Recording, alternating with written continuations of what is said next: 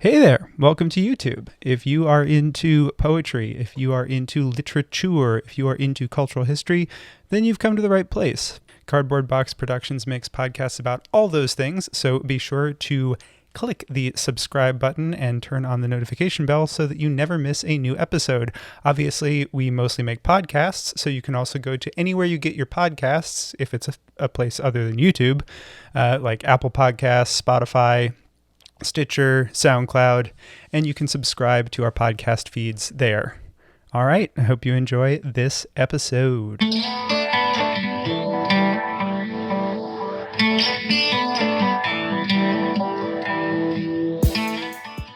Hello and welcome to Close Talking, the world's most popular poetry analysis podcast from Cardboard Box Productions Incorporated.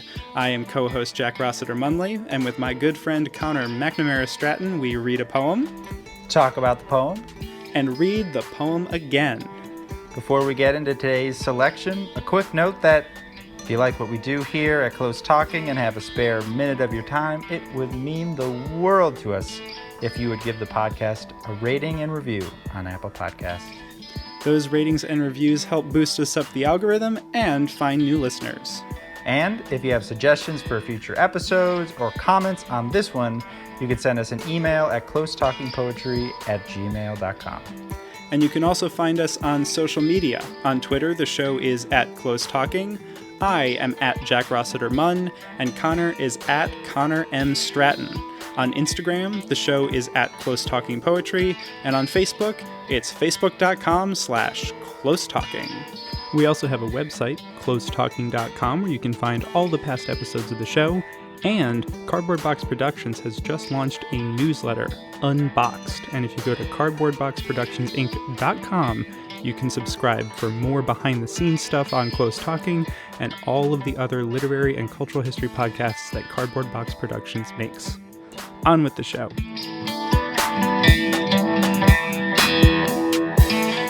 Welcome to yet another episode of Close Talk.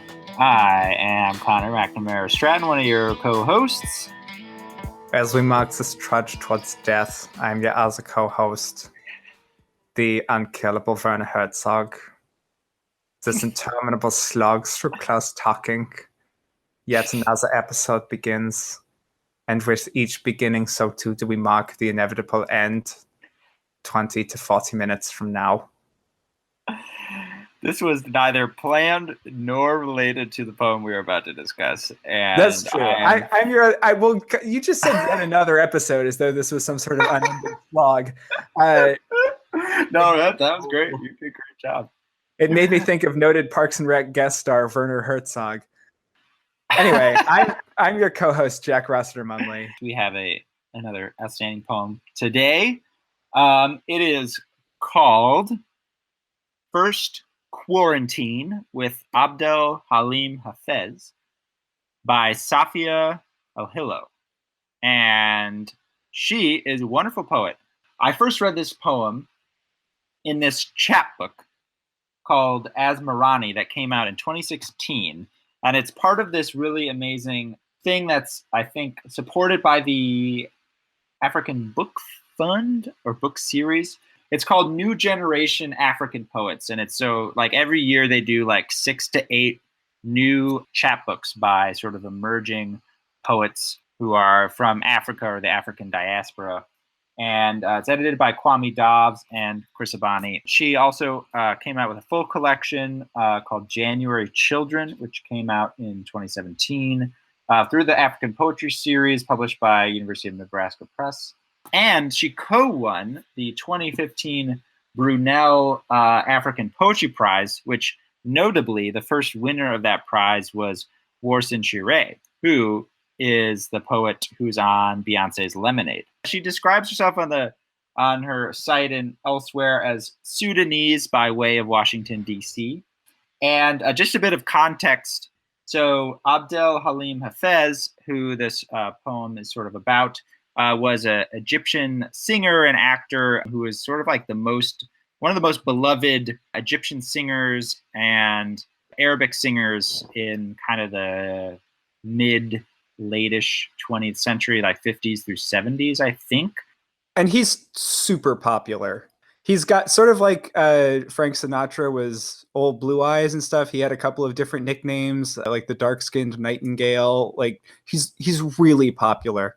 He's sold like 80 million albums, which for reference, that's like Johnny Cash, Tom Petty, The Doors, Coldplay type area in terms of just album sales numbers.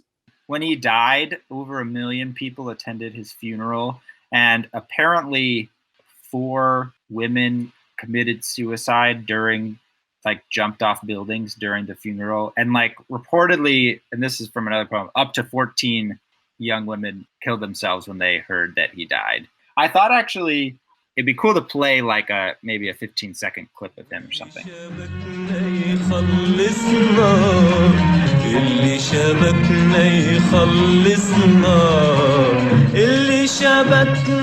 And I highly encourage everyone to go check him out. There's videos of him on YouTube. He's fantastic. Personally, I really love a lot of music from all over the Middle East. The Arabic tradition of music is like, really love it.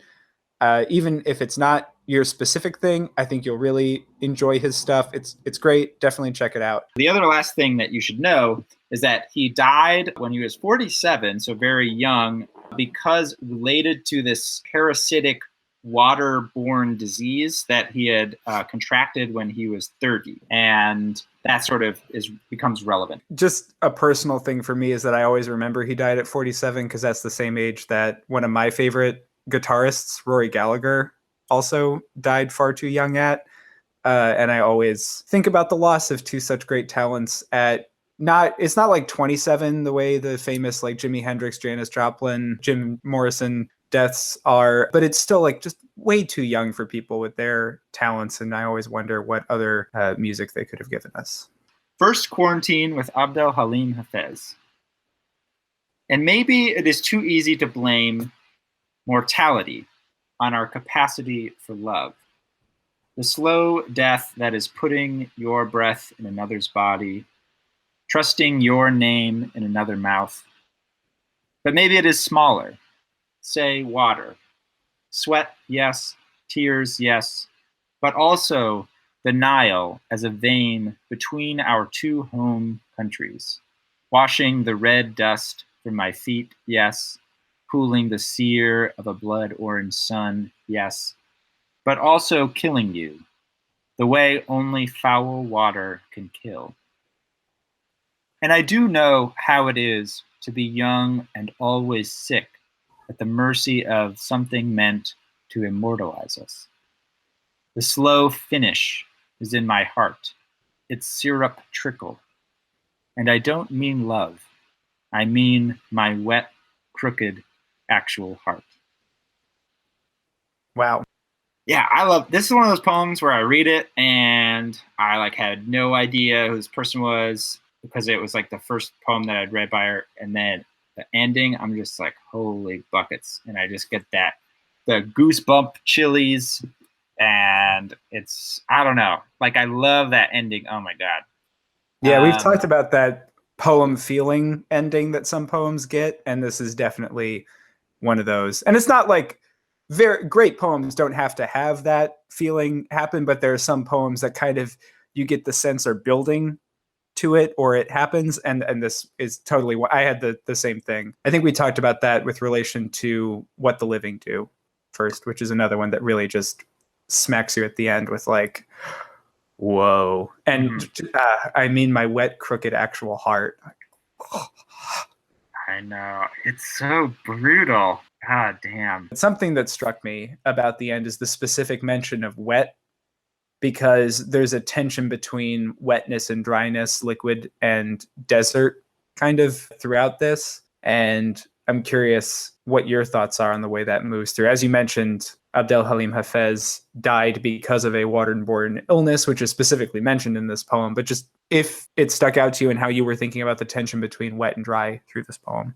Yeah, I mean, I think that's like the big thing, or one of the big things. And so the beginning sets up this thing about what do we blame for mortality? Why are we mortal? And the setup is maybe it's love, but then what she comes to maybe say is that maybe it's smaller. And what is smaller in this poem is water. Say water. One of the great things, just to preach about poems, is you can use the sort of variety of connotations that you can exploit words and images for. And so I think what this poem does on a lot of different ways is use its images from like a ton of different angles. And water is a great example where, on the one hand, water begins as a kind of abstract thing that you might blame for being mortal or something. That's how it sort of starts. And then we get into the literal, but also kind of the literal in a way that's like sort of immediately figurative. So it's like, say water, sweat, yes, tears, yes. And like those are liquid in a literal sense, but the sweat and tears is kind of have sort of immediate figurative meaning where, grief and effort.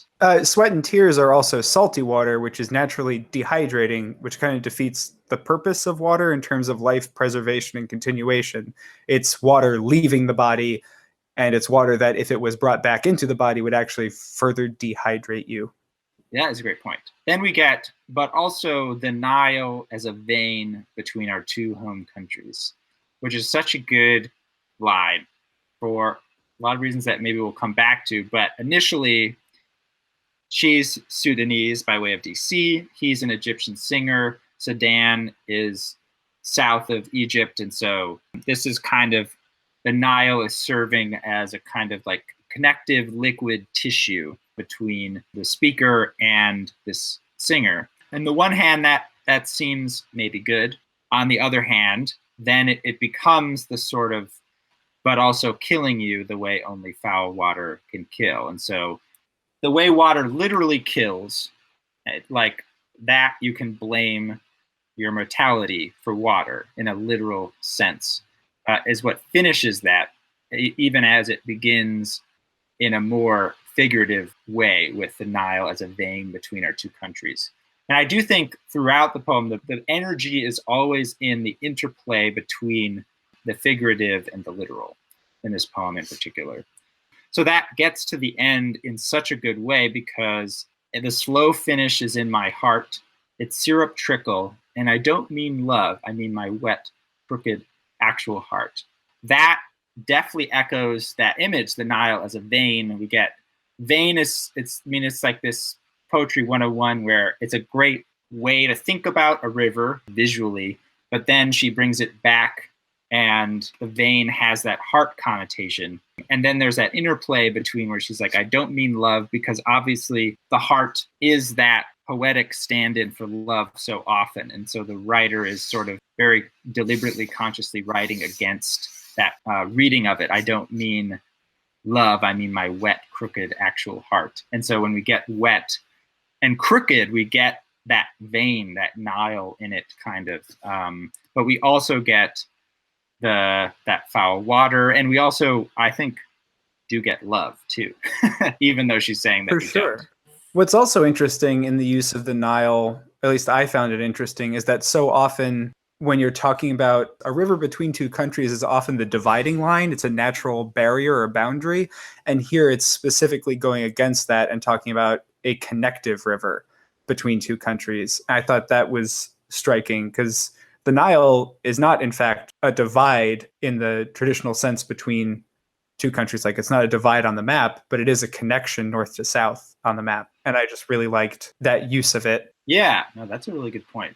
Yeah, and going along with the idea of water and wet and the literal and figurative, the other obvious thing that I've sort of touched on, but more to say, is that heart and love kind of tension, where is the heart an actual literal thing? Is it a stand-in for love? Which is sort of the big thing that she has to write against generally in terms of poetry, always doing that, where heart is a cliche for that, but also in the poem itself, the way it begins, and maybe it is too easy to blame mortality on our capacity for love, the slow death that is putting your breath in another's body. And she's already making love into a very physical bodily image, the slow death that is putting your breath into another's body, which is so vivid, and you get the image of kissing and that kind of thing. And then to think about that as like your breath leaving you and you having no breath and that being the slow death is really cool. Yeah, I also got really sucked into those couple of lines. And I was thinking it's something we touched on when we talked about sentence, but this is also a little bit about how the adoration of a fan works. You're giving over your emotion to another figure, and it is not really necessarily a destructive but a one-sided relationship. You are giving over of yourself to whatever public figure you're venerating, specifically in music. Like, this is a lot of feeling tied up in Abdel Halim Hafez, which is, sort of who this poem is addressed to, the same way that I live and die every point of a tennis match with Roger Federer. Like, I'm so present for I'm particularly, it's on my mind because we're recording this, pulling back the kimono here about when this was recorded versus when it's released. We're recording this close to a year after Roger Federer won the Australian Open, which was incredible and crazy. But I watched that final for 3.5 hours. Literally, I was more tense than he was, I have to assume, because he performed well and I would have been just a shattering pile of nerves. But I gave over of all of my emotions for 3.5 hours to what was going on in this other dude's life. That happened. And I feel like that's really what happens when you have this kind of huge emotional connection to someone, particularly in the context of being a fan. Yeah, it is very one-sided. And the one-sidedness is also in that, your breath as a fan is what gives the person any status. They would be someone playing music in their bedroom if there wasn't a community of people who was propping them up and giving over of themselves. Their breath in another's body is really what gives them life. And particularly after they're gone, is that memory that lives on, that experience that she continues to have with the work, even after he's gone, is part of what helps him continue on as a prominent cultural figure. I want to take a brief sidestep. There's this interview that I found with Elhillo that I thought was interesting, specifically about Hafez. It's in Plowshares, the blog, and they were asking about it. And she says, "My work for the most part has always been fueled by obsession. In moments when I'm not actively obsessed with something, I find it very difficult to write." And then the Abdel Halim thing started in my first semester of grad school, where I was living in an apartment by myself for the first time. And I was feeling very far from home and reaching for things that reminded me of the feeling of being at home. Sudanese incense, Arabic music, curtains from my mom's house, old seasons of Arab Idol, all that. She was like, she kept finding herself going back to Halim. And she says, "The whole tragic heartthrob thing, I'm very into that, haha," which I think is very funny. But she says, sent me down a Google rabbit hole. And from there, I got into researching his life, watching the biopic several times a week, noticing when Arab Idol contestants would cover his songs. I was so far gone, honestly, there was no way I couldn't write about him at that point, etc. And so this is a general question. I don't know, I super relate to that because this happens to me. Number one, I'm good at developing interests. I will develop very strong interests in things and then sort of follow that to whatever logical conclusion there is, which is usually reading as much as I physically can and watching as much as I can about it, right? So I do this. I've got several different figures about whom I feel this way. And I really respond to someone calling it the Abdel Halim Hafez thing, the Roger Federer thing for me, or the Bruce Springsteen thing for me. yeah, it happens, right? Does this happen to you? Okay, well, first I want to see on your Tinder profile a good at developing interests. I think that's going to really bring them in for you. Yeah, there are things in my writing that I'm obsessive about, or at least I find myself always returning to in ways that I later can determine is an obsession. But I don't think I experience the fandom that much. Even people I love, I'm always periodically returning to them, but I don't have this kind of thing where I'm like, oh my God, I just discovered them. And now I'm going to spend the first 3 months only listening to them forever. And then also the rest of my life. And I know that I don't because I wish that I would. sometimes, where I feel like a dilettante sometimes because I'm like, oh, I love them. And then they're like, oh, which collection of poetry do you love? And I'm like, well, I've only read half of one of their books, but I really love that part. Or I'm not good at rereading things. Anyway, I just know people who they find a book they love and they read it like 5 times. Hell yeah, I do that all the time. Do that with Which TV shows too. I'm crazy about it. I love the repetition. I know, and I never do, but I'm so comforted by the repetition. I just love it. Yeah. You know why? It's because I have this anxiety about breadth, and I'm like, it's a way. When I watch something that I've seen before, I feel like I'm wasting my time because I'm like, I already know this, and I need to expand my cultural vocabulary. I worry about that all the time too. See, I worry about being a dilettante for the exact same reason. Because I move from one, like I have an obsessive interest in Bruce Springsteen, but then like I also developed a fairly obsessive interest in Roger Federer, which I draw the line at being like a professional interest. I don't care about his family life. I don't really keep up with that because like I'm not. That's my way of telling myself I'm not crazy. But there's a great line that one of the characters in Big Little Lies has, Madeline McKenzie, my favorite character in that show. That's the Reese Witherspoon character. Oh yeah, she's the best. Which is just incredible. I love it. But she has this great line where she says, I love my grudges. I tend them. And that's sort of how I feel about my obsessions. Like, I love my obsessions. I tend them. I have many of them. I move from one to the next. But I feel like in the movement, like there are people who specialize in one discipline and they focus on it and they get really deep into it.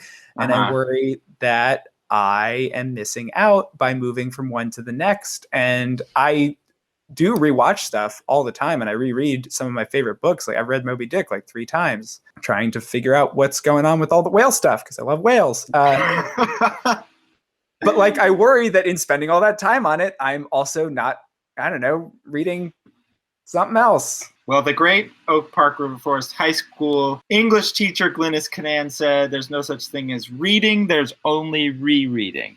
Or maybe someone else said that, but she said it as well, and I remember her saying it. Well, at any rate, I also love this middle stanza, and I do know how it is to be young and always sick at the mercy of something meant to immortalize us. I'm like of 2 ways about it, because on the one hand, it's also in this tension between literal and figurative. On the one hand, Hafez is always sick, literally, with this illness, and then also is a truly immortal figure, as much as anyone could be, and probably was affected by his fame greatly, And so I'm trying to then read how to read the speaker claiming that also for herself, because it starts, and I do know how it is to be young and always sick at the mercy of something meant to immortalize us.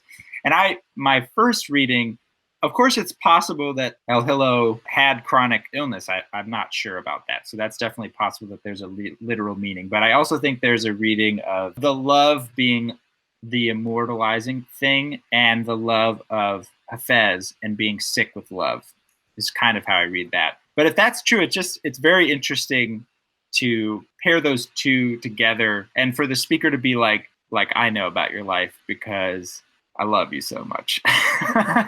I don't know. I think that's like very interesting. It is, because it is a little confusing at first blush. Like, is she saying that literally it's like I was sick too, and so that's something I recognize in you that I can connect with, even though you're this like totally separate, unattainable? Or is it like the homesickness that she feels, and this connection to Hafez is helping be a balm on that? It's really interesting. At the mercy of something meant to immortalize us is really a brilliant little turn of phrase, and I'm curious what exactly is going on there. Yeah, no, I know what you mean. I don't know if this will exactly help, but some context that I got from the rest of the chapbook poems is that one thing that interests. So I think the homesickness is right, and we get that from the interview. But another thing too is there's a lot about, he has these love songs for this like quote brown girl basically, and as Marani I think means like it's like either brownish or darkish kind of, but there's a tension in one of the other poems. Sudan has a kind of, it seems like liminal space between being Arabic and being African, and so being black or being brown. And Sudan, I think, is considered by a lot of Egypt as black and not Arabic, or like aspiring to be Arabic. Hafez has these songs that are love songs to like a brown girl, and she sort of feels like he's allowing her space to be that brown girl, basically. I think that's a great point about Sudan versus Egypt, because Sudan was also an area that the various Islamic empires did touch. And so there's a deep history of back into the age of the Egyptian empires. There's a lot of writings about trips that travelers took south on the Nile, that they went into the Nubian kingdoms. And that's where like the notion of a Nubian princess, of these darker skinned people that they would bring back to the Egyptian courts, and these peoples that they would talk about. There's another poem called Watching Arab Idol with Abdel Halim Hafez. I speak the language, but to learn the words, I learn an accent that is not mine. I learn Halim could be singing of a brown that is not mine. And there's a poem called Abdel Halim Hafez asks who the Sudanese are. And the first section is Northern Nile River Arabs, not genetically Arabs, Arabized Africans, mostly from the Nubian tribes, adopted Arab culture and language self-identified as Arabs. Arabs consider North Sudanese not Arabs, but Africans aspiring to change their race, insecure about their adopted cultural inheritance. Let's see. Oh, and then there's one called Why Abdel Halim. Because he's gone, he can never tell me I am too much or not. He will never think me too dark or not dark enough. He sings an endless echoing note, and anyone can be the girl. He says brown girl and never says how brown. He's been dead my whole life. He's used up. He's eulogizing home. He's eulogizing my mother as a girl, not yet filled up with children. He sings and she's the brown girl. He dies before she's hurt. He dies before belonging. He belongs to no one country, same. He belongs to no one language, check my mouth. He belongs to no one. In this way, he never leaves. Sort of, I think, articulates the stakes of this sort of figure in a poetic way. Getting to the poem specifically, one thing I do like stylistically is sort of the spokenness of it, I guess. So there's a couple moments. It's interesting how the poem starts in kind of mid-statement. It begins, and maybe it is too easy to blame mortality on our capacity for love, which sort of implies that somehow she or we have been having this conversation before the poem started, and the and is thinking that, but we're like picking it. It's like overhearing midway. I think it's also worth noting that the and is an ampersand, not the word and, which makes it feel even more like you're just sort of thrown in to the middle of something going on. Yeah, I agree. Yeah, and then there's these moments, but maybe it is smaller. Say water, sweat, yes. Tears, yes. And then washing the red dust from my feet, yes. Cooling the sear of a blood-orange sun, yes. But also killing you. The repetition of yes and that sort of like say water. I'm not exactly sure the effect as it relates to the content, but it has the effect of making the poem itself sort of more happen in real time as the speaker says sweat, then confirms it with yes. As they say, tears confirms it with yes. It's like rhythmically nice, but it's also, now that I'm thinking about it, I think that helps the ending a little bit because there is this kind of in the moment navigation, I think, because between this like figurative and literal and sort of like trying to articulate this idea of love and stuff. And so the saying itself is an act that's important. And so when the end happens, and I don't mean love, I mean my wet, crooked, actual heart. That sort of moment of I don't mean and then I mean is in that same, it's happening as it's happening. Where there's the realization is reached. Yeah, yeah. And the speaker is sort of aware as you read it that you might be reading it in this way, and the speaker does not want you to read it in that way, but read it in this way. I think that's important for the poem because it also wants both and, because it wants the heart to be love. It wants the heart to be the metaphor even, but it only can get away with having the heart be literal and the heart be symbolic, and say that the heart is not symbolic, but have it still be symbolic if the saying itself is like explicitly said or performed or enacted, so that we read it less as a statement, but more as this voice that's sort of working through something. I like that a lot. I think that's a really interesting take on that end. I also like the syrup trickle because that gets at the like over sweetness that a lot of traditional uses of heart in poetry go to. It's like, oh, it's so sweet and just this horrible, treacly, syrupy, awful thing. It's like, I'm not talking about that. I'm talking about what's real. Also, the last part, the title, I think is very interesting. And it makes sense to put this as the first quarantine. So we're imagining the speaker with Hafez. Hafez is sick and possibly contagious, and so needs to be quarantined. And that makes that foul water that can kill more resonant. But it's also just the speaker and Hafez, in this little quarantine. It's very insular in a way that other settings wouldn't be. Yeah, there's a definite aloneness between the two of them. They're connecting independent. They're quarantined together away from the world. Should we read it again? Yeah, let's hear it again. All right. First Quarantine with Abdel Halim Hafez. And maybe it is too easy to blame mortality on our capacity for love. The slow death that is putting your breath in another's body, trusting your name in another mouth. But maybe it is smaller.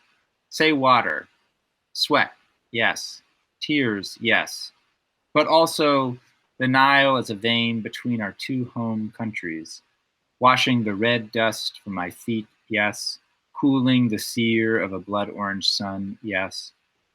But also killing you, the way only foul water can kill.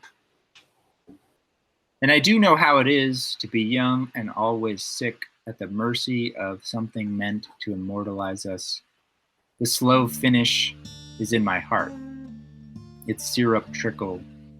And I don't mean love, I mean my wet, crooked, actual heart.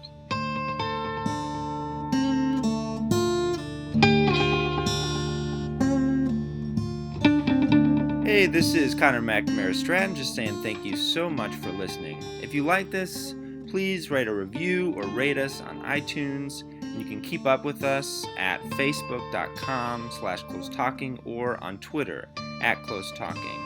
My Twitter is @hotsaucebox and Jack's is @JackRossiterMunn. If you have another reading of one of the poems or have a suggestion for what we should talk about in the future, please tweet at us or shoot us an email at closetalkingpoetry@gmail.com.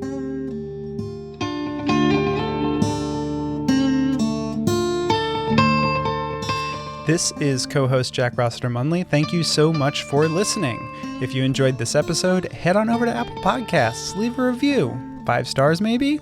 Those reviews help with the algorithm and are a great way for us to find new listeners. And you can put anything in them. You can write whatever you want. You can just say, oh, this is a good podcast. I like this podcast. You could be like, hey, that Connor guy, he makes a lot of good points. Jack, why is he doing this outro so long? Get him off the mic. And whatever you feel like writing, head on over there, 5 stars, drop in the review. Do you have thoughts about this poem? Is there a poem or poet you'd like us to cover on a future episode? Well, we'd love to hear from you. And there are tons of ways that you can get in touch with us. I mean, I guess you could drop it into an iTunes review. You could be like 5 stars. Hey, why don't you talk about insert name of poet here? But you can also send us an email. That's probably the best way to do it. closetalkingpoetry@gmail.com is our email address. Or you can find us on Twitter. I am @JackRossiterMunn. Connor is @ConnorMStratton. And the show is @CloseTalking. On Instagram, you can find us there too.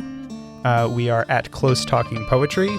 And we are on Facebook at facebook.com/CloseTalking. We haven't gotten to TikTok yet. And we might never. Who knows? Anything is possible. Speaking of all those social media platforms, a very special thank you to our incredible social media manager, Corey Chena, who keeps us active across the internet. And a thank you to all of you for listening. We will see you next time.